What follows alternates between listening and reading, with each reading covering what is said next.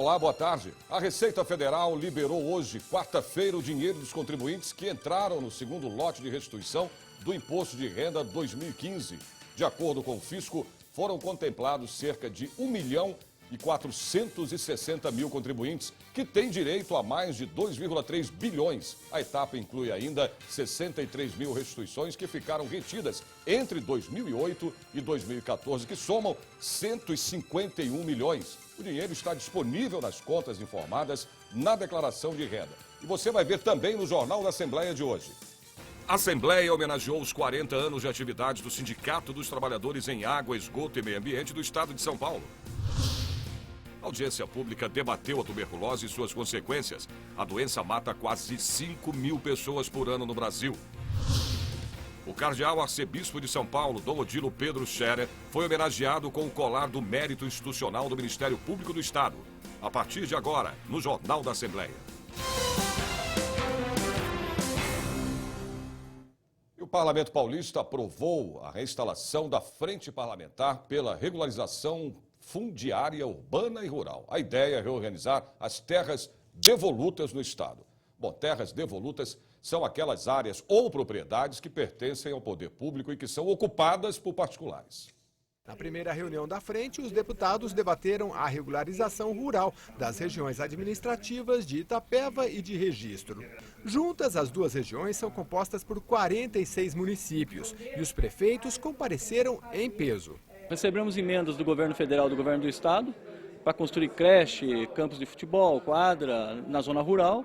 E devido aos terrenos não ter as matrículas, não ser regularizado, infelizmente o município perde. A regularização fundiária depende de medidas jurídicas, sociais, ambientais, urbanísticas. Por isso, a Frente Parlamentar reuniu representantes destas áreas para saber o que precisa ser feito, o que já foi feito e o que está dando certo. Em relação às áreas particulares, a competência legislativa é federal e já há o projeto de lei 368 de 2013 tramitando no Senado, propondo medidas para acelerar a regularização. Já as chamadas terras devolutas, ou seja, terras públicas sem uma destinação específica e em muitos casos ocupadas por particulares, a ideia é apresentar um projeto de lei de autoria do Executivo Paulista para acelerar a regularização no Vale do Ribeira e Alto Vale, que englobam as regiões de Registro e Itapeva. Nós colocamos uma PLS no Senado Federal, a PL 368, está com o senador Aloysio Nunes Ferreira, que tramita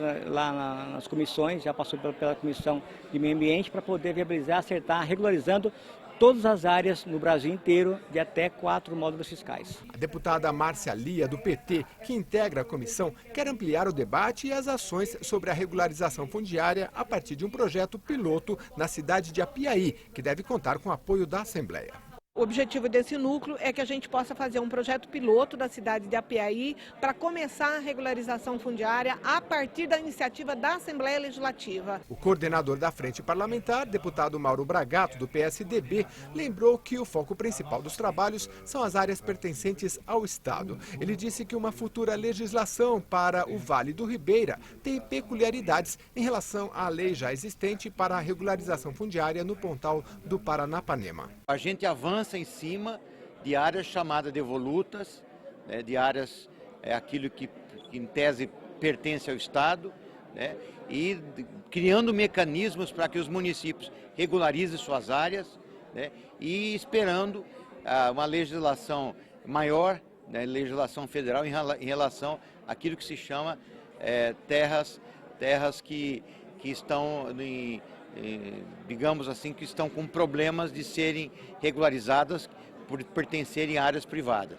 Mas a legislação principal que move essa frente é áreas de terras públicas, especialmente devolutas do Estado de São Paulo. Bom, em um ato solene aqui no Parlamento Paulista, prestou homenagem aos 40 anos de trabalho do Sindicato dos Trabalhadores em Água, Esgoto e Meio Ambiente do Estado de São Paulo. Para comemorar a data, foi realizada uma sessão solene na Assembleia Legislativa de São Paulo, uma iniciativa do deputado Átila Giacomussi, do PCdoB. Se nós não tivermos um sindicato que realmente faça um trabalho de previsão, de precaução, para que nesse sentido o trabalhador também tenha segurança, e o Sintaema desenvolve isso já há 40 anos, foi um sindicato que veio através da base da CTB, né, é ligado à CTB até hoje, tem realmente uma presença muito forte politicamente na questão da valorização e também do cidadão.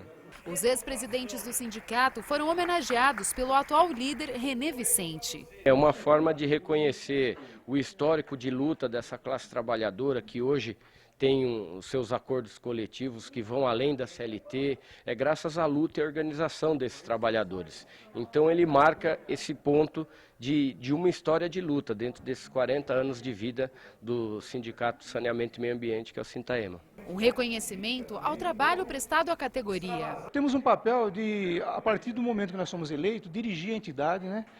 Administrar a entidade, cuidar dos recursos que lá entram, cuidar do patrimônio da categoria e encaminhar a luta da categoria. Mas as decisões mesmo, não foi eu que defini, não é a René que define. Quem define as decisões é o Congresso e as Assembleias. Então, essa homenagem que eu recebo, eu queria retribuir com todos os trabalhadores e trabalhadoras, que nossa categoria também tem mulheres, muito embora é minoria, mas tem mulheres, porque no fundo, quem faz a história são eles. O Sintaema reúne atualmente mais de 14 mil associados.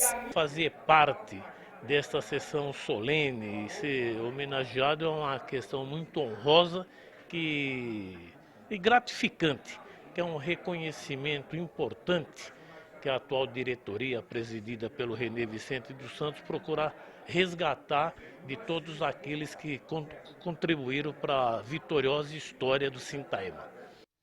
Saber agora da previsão do tempo. Uma massa de ar quente eleva a temperatura em toda a região de São Paulo. Não chove e os termômetros marcam 28 graus. Sol em Campinas, a máxima chega aos 29 graus. Tempo firme em São José dos Campos. Não chove, os termômetros marcam também 28 graus. Em Sorocaba, uma tarde com sol e calor. A máxima chega aos 28 graus. Em Ribeirão Preto, a previsão é de sol e calor, máxima de 29 graus. A audiência pública debateu a tuberculose e suas consequências. A doença mata quase 5 mil pessoas por ano no país. Nós voltamos já depois do intervalo.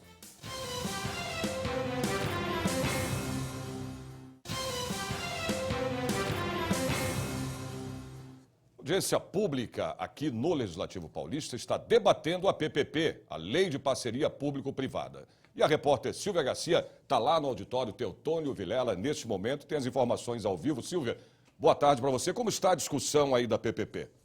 Olha, a discussão está bastante quente aqui, Sérgio Everton. Muito boa tarde a você, muito boa tarde a todos que estão nos assistindo agora. Vocês podem ver, o auditório Teotônio Vilela está cheio, repleto de pessoas representantes do terceiro setor, que são organizações não governamentais, assistências sociais, enfim. Para explicar o que está acontecendo aqui nessa audiência pública, historicamente as parcerias público-privadas existem há algumas décadas fora do país, mas aqui no Brasil está chegando agora, nesses últimos anos. Essas parcerias público-privadas, elas são um contrato de prestação de obras e serviços que não podem ser inferior a 20 milhões de reais e tem uma duração mínima de 5 a 35 anos. Um exemplo disso aqui no estado de São Paulo são as concessionárias que administram as rodovias estaduais e a linha amarela do metrô. Bom, essa audiência pública começou com um pequeno atraso. A gente teve a presença aqui do secretário de Desenvolvimento do Estado, Floriano Pesari, que abriu essa audiência junto com o deputado Carlos Bezerra, do PSDB, que está presidindo agora a mesa. Essa audiência, Sérgio, tem a ver com a Lei 13.019 de 2014, que faz o marco regulatório das organizações da sociedade civil. Esta lei, Sérgio, já foi prorrogada pela presidente Dilma Rousseff no ano passado, mas só que agora ela deve entrar em vigor no próximo dia 27 de julho. O que essa lei diz, Sérgio? O problema é que são muitas regras e prazos estabelecidos para que todo mundo se adapte em pouco tempo a essas necessidades, a essas parcerias. Até que haja todo o entendimento, muita discussão deve rolar. Bom, a audiência pública presidida pelo deputado Carlos Bezerra deve continuar aí por mais pelo menos 1 hora. Ele quer ouvir todo mundo presente aqui e entender quais são as demandas desse setor em relação às parcerias público-privadas. Eu já posso adiantar para vocês aí do Jornal da Assembleia que o deputado pediu uma nova audiência pública para a semana que vem. E, a partir dessa audiência pública, ele deve fazer um documento para encaminhar até a presidente Dilma Rousseff. Quem sabe aí vai vir uma nova prorrogação dessa lei. Volto com você, Sérgio. Vamos ver, né, Silvia? Obrigado pelas suas informações aí, ao vivo do auditório Teotônio Vilela. Uma audiência pública aqui na Assembleia Legislativa debateu a tuberculose e suas consequências. Os deputados planejam criar uma frente parlamentar que vai defender a realização de novas pesquisas sobre essa doença. A tuberculose mata quase 5.000 pessoas por ano no Brasil. O evento foi organizado pelo Comitê Estadual de Controle Social da Tuberculose de São Paulo, em parceria com a Sociedade Clemente Ferreira e a Rede Paulista de Controle Social da Tuberculose. O apoio foi da deputada Alessi Brandão, do PCdoB. Eu fui procurada lá no gabinete, né, por todo esse grupo que tem um trabalho já antigo, tentando defender, né, de uma forma mais ampla uma doença que tem cura, né, que é a tuberculose. Era um projeto, inclusive, que era capitaneado pelo deputado Adriano Diogo, que infelizmente não está mais nesta casa, mas nós apresentamos o projeto no ano passado juntos, né? A tuberculose é uma doença infecciosa, transmissível, mas tem cura. Anualmente são confirmados 6 milhões de novos casos em todo o mundo, com mais de 1 milhão de óbitos registrados. No Brasil, provoca mais de 4.600 mortes por ano. A deputada Alessi Brandão tem 2 projetos de lei que prevêem auxílio transporte e de alimentação aos doentes. Vamos criar aqui, se Deus quiser, uma frente parlamentar, né, em defesa da tuberculose, uma frente parlamentar que possa ampliar e fazer com que haja pesquisas, entendendo, que as indústrias farmacêuticas se interessem nessa questão da pesquisa desta doença. E agora os encaminhamentos é procurar os nossos pares aqui, para que eles possam se juntar a nós, para que a gente construa essa luta, e vamos apresentar o projeto para que ele entre novamente na ordem do dia, conversar com o presidente da casa, que é uma pessoa extremamente sensível, né, para ver se a gente põe esse projeto para votar imediatamente. Uma doença pouco conhecida que provoca muita dor e, se não tratada corretamente, pode ter graves sequelas. O projeto de lei aqui na Assembleia quer instituir uma campanha de conscientização sobre os riscos do zoster. Confira agora na reportagem. Parecia uma alergia na pele, mas junto veio a dor intensa. Eu comecei a sentir uma dor muito forte na região do pescoço, uma dor muito forte. E depois de uns 2 dias apareceram algumas lesões na região do peito, bolinhas, só de um lado. Parecia uma alergia. Foi assim que Débora resolveu procurar um médico e então viu o diagnóstico, herpes zoster. Geralmente é fácil diagnosticar porque aparece só de um lado, tem bolhas, o paciente sente dor naquele lado, as bolhas elas seguem um caminho, então é fácil diagnosticar, mas em mim não foi tão fácil, engraçado. Então eu primeiro achei que fosse uma alergia, porque estava numa região que eu tinha outras lesões, então eu achei que tivesse sido alguma alergia. Mas depois, com a dor, porque a dor não estava aqui, estava atrás, né? Aí eu saquei. A infecção, que não é contagiosa, é causada pelo vírus varicela zoster, o mesmo da catapora. Bem diferente da herpes tipo 1, a mais comum, que aparece geralmente nas mucosas, como a boca. É uma doença que compromete tanto o nervo quanto a pele. É uma doença que o diagnóstico é clínico, ou seja, o próprio dermatologista, olhando as lesões, ele já consegue fazer o diagnóstico.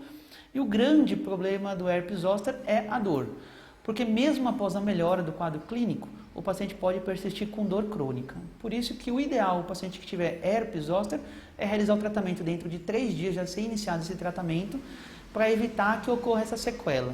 Além dessa sequela, ocorrem as sequelas oculares, que pode ser irreversível, e também pode ocorrer também a paralisia facial.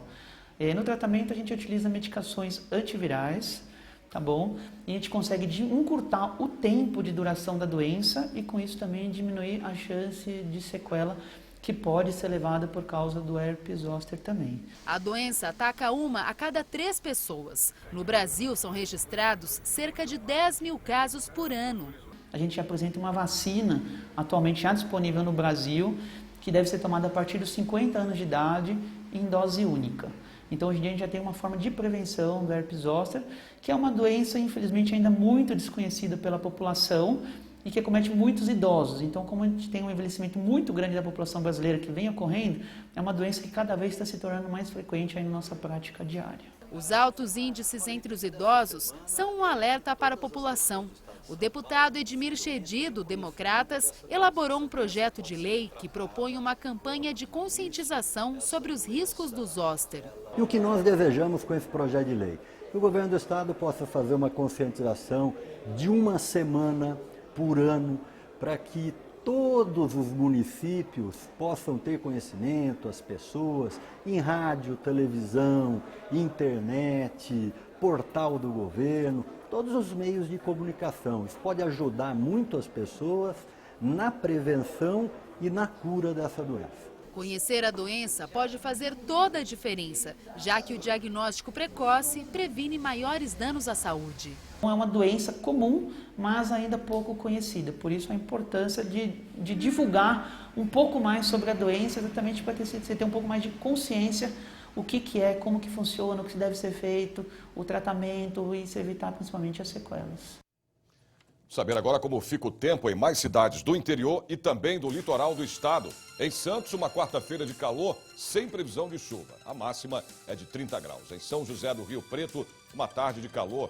Não chove, os termômetros chegam aos 31 graus. Em Mogi das Cruzes, tarde vai ser de tempo bom e faz calor. A máxima é de 29 graus. Em Piracicaba, tarde com tempo aberto, sem previsão de chuvas. A máxima chega aos 30 graus. Cardeal Arcebispo de São Paulo foi homenageado com o colar do Mérito Institucional do Ministério Público do Estado. Você vai ver depois do intervalo. Até já.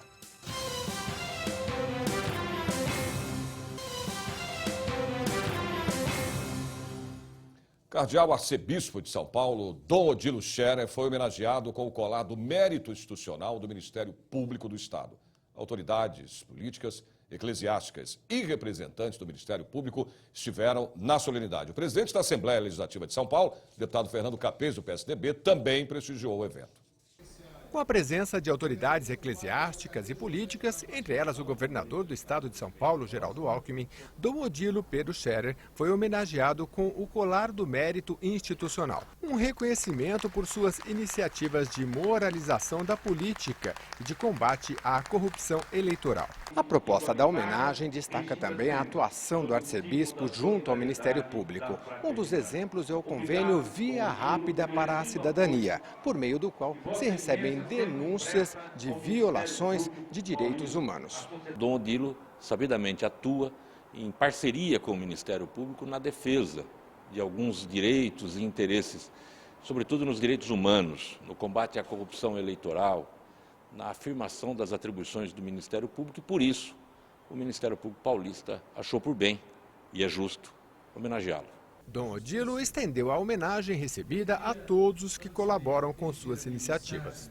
Fiquei surpreso quando me foi anunciada, mas acolhi e com essa homenagem, naturalmente, feita a minha pessoa, mas o que está sendo visado é um trabalho da igreja, de tantas pessoas que estão trabalhando pelos pobres, pela dignidade humana, pelos direitos humanos. Para o governador do estado de São Paulo, Geraldo Alckmin, as parcerias firmadas pelo Ministério Público são boas porque aproximam a entidade do povo.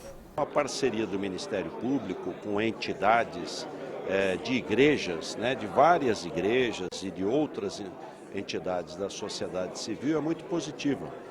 Soma esforços, tem sinergia, aproxima das necessidades da população, está perto dos fatos, onde as coisas acontecem. O presidente da Assembleia Legislativa, deputado Fernando Capês, do PSDB, ressaltou a colaboração de Dom Odilo para a prevenção e redução da violência. Ele levando a paz, a serenidade, a harmonia nos corações das pessoas, de alguma forma previne a violência. E é importante embora o Estado seja laico e não tenha religião oficial, a atuação da igreja, sem dúvida alguma, é um fator importantíssimo, dissuasório da violência. E além do mais, é uma pessoa iluminada, um homem santo, o Ministério Público acertou e eu vim aqui prestigiar e trazer não só a minha palavra, mas de todos os 94 deputados da Assembleia Legislativa. Saber agora como fica o tempo em mais cidades do interior paulista. Em Franca, tempo parcialmente nublado, a máxima é de 28 graus. Bauru, uma tarde de sol, a máxima chega aos 29 graus. Em Limeira, muito calor agora à tarde, os termômetros marcam 30 graus. Em Marília, o sol aparece entre nuvens, a máxima chega aos 29 graus. O Jornal da Assembleia de hoje termina aqui. Você pode acompanhar toda a programação da TV Assembleia SP pelo portal. Anote aí, é o www.al.sp.gov.br. Nós voltamos amanhã, a partir do meio-dia. Uma ótima tarde para você.